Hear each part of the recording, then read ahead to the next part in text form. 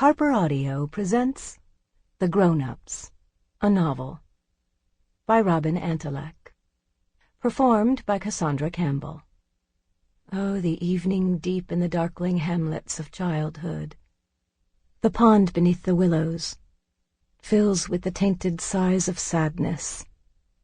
Georg Trakl, the nearness of death. 1.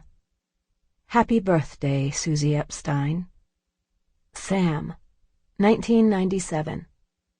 It was the summer all the children in the neighborhood caught a virus. One by one, they were felled for a week that involved buckets next to beds and cool towels to swab foreheads and mouths. Their mothers speculated on the origin, placing silent blame on Suzie Epstein's 15th birthday party, where Sarah Epstein, derailed by an argument with her estranged husband that took place in the front driveway of their home during the party, left 20 or so unattended teenagers to open all the cans of soda in the cooler and cut the cake, sharing forks and drinks and saliva with abandon. The bug spread so fast that Suzie Epstein's party had taken on the mythic proportions of a bacchanalia, the gossip chain now fueled by exhausted women whose nostrils were lined with the sour smell of their children's vomit. In the evenings, when stomachs had quieted before the next bout began, women gathered on front stoops. If you looked down the street at dusk, you would see an uneven trail of red dots, like a runway lit by a madman. Mothers, solitary and weary smokers, afraid to spread the germs to one another's homes, called from porch to check on the wellness of the children contained within. "How's Frankie? Ruthie? Bella? Peter? Did Mindy get it too? Has the fever broken yet? Do you need extra buckets? I'll leave some on your porch."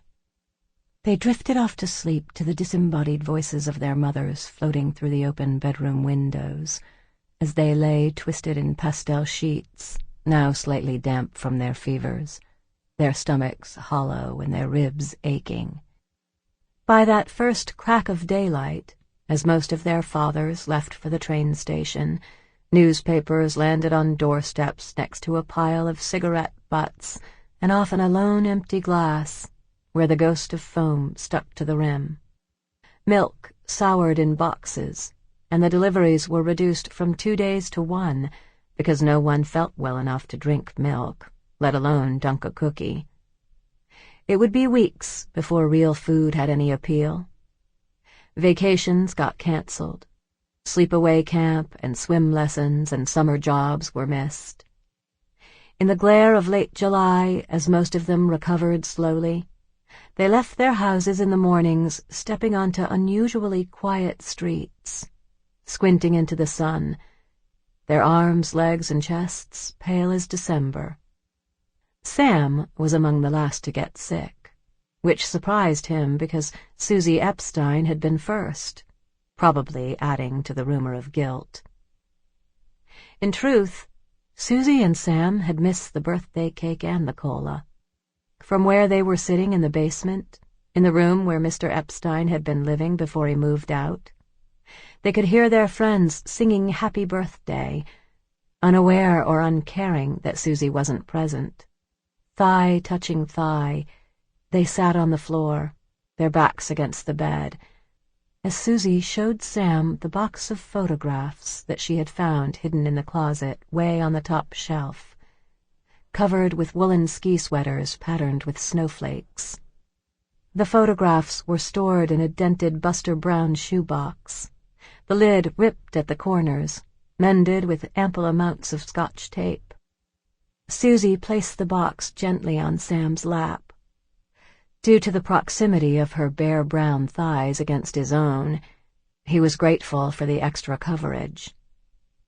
"Here," Suzie sighed as Sam lifted the lid, as if she knew too well what he was about to see.